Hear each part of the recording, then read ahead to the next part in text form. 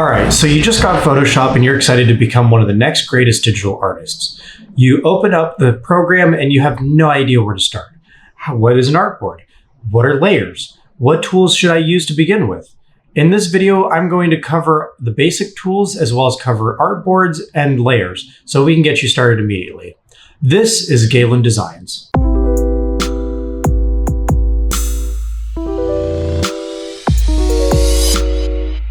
So picture this. You just got Photoshop for the first time and you're excited to make some cool art, but you don't know where to start, how artboards work, how layers work, and what tools to get you started. Well, in this video, I'm going to show you some basic tools to get you started, as well as how artboards work and how layers work. So without further ado, let's get started. All right, so when you open up Photoshop, this is going to be the home window that you're going to see. You're going to see your recent projects here on the bottom. You're going to see a tab to expand your knowledge, and you're also going to see a tab here to try out different tools. We're going to ignore those for now, and we're going to go to New File here at the top left. When you click on that, a new window pops up.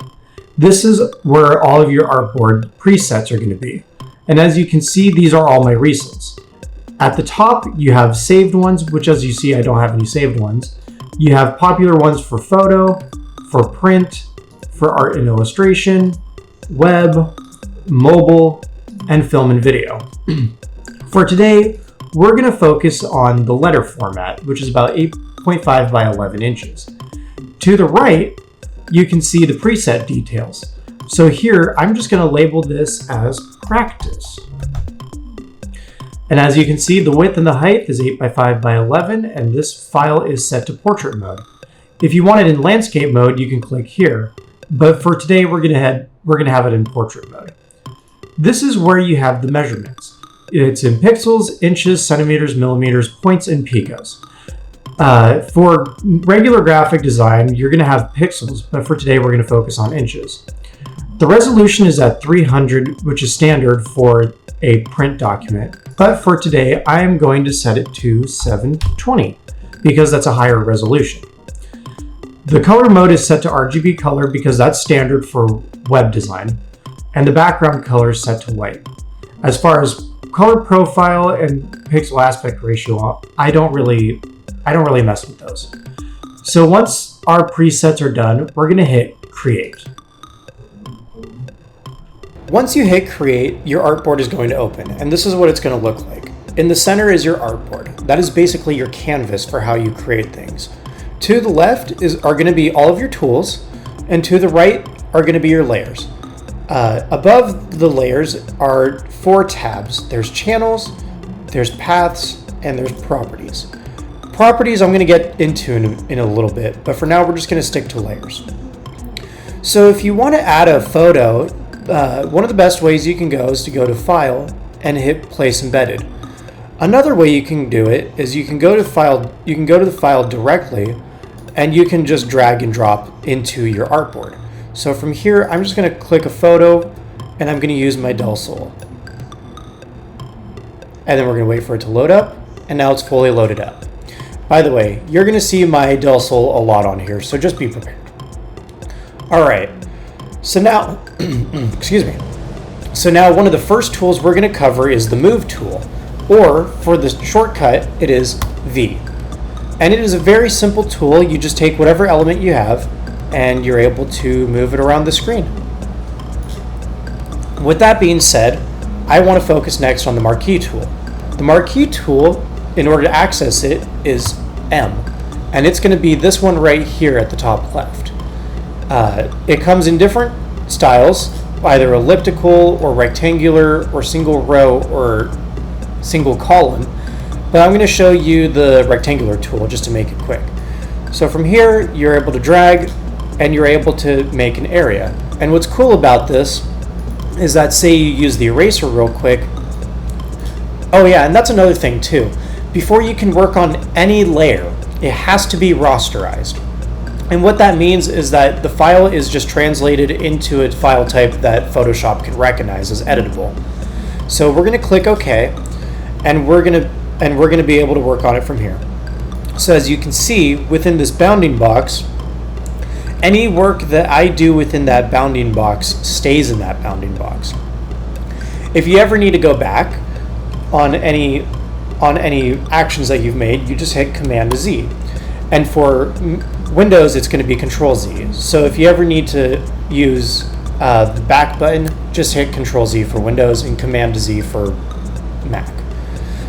If you ever need to get rid of the bounding box, you just hit Command D for Mac or Control D for Windows.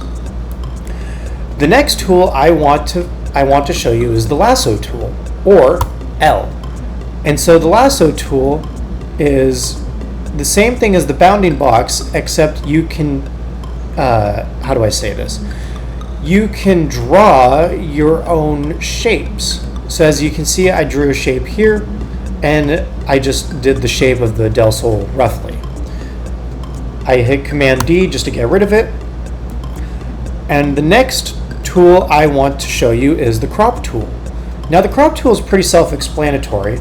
If you want to access it, you just hit C. So pretty much you're able to crop your art space depending on the size that you need. So from here you can see that I can go all the way to the car, and once you're done, you just hit Enter. As you see, it has shrunk the piece down. If you need to go back and undo it, you just hit Command Z or Control Z for Windows.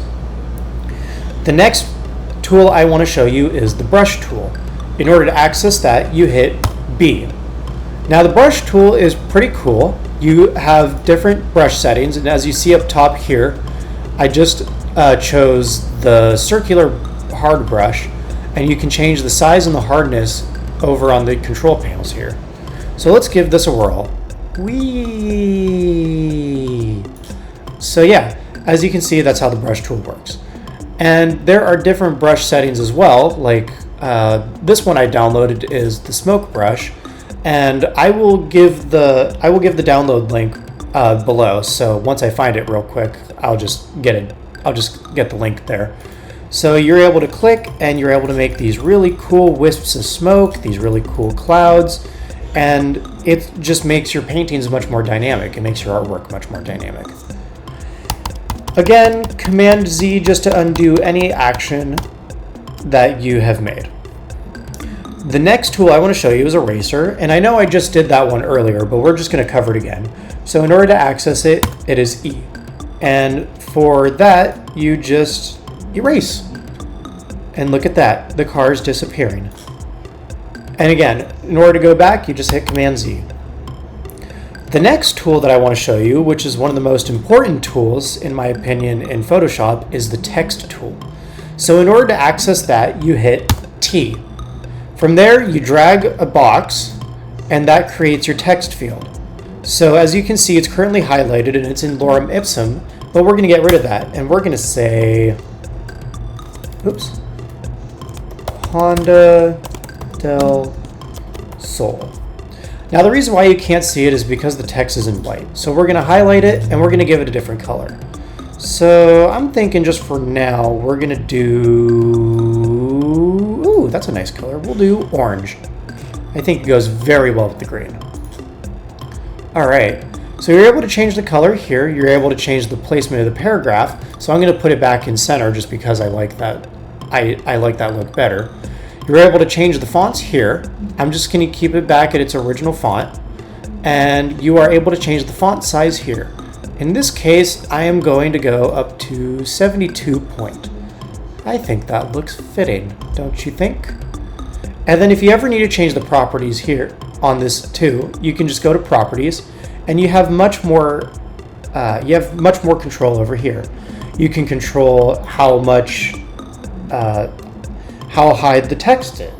You can change how close the text is, or the kerning.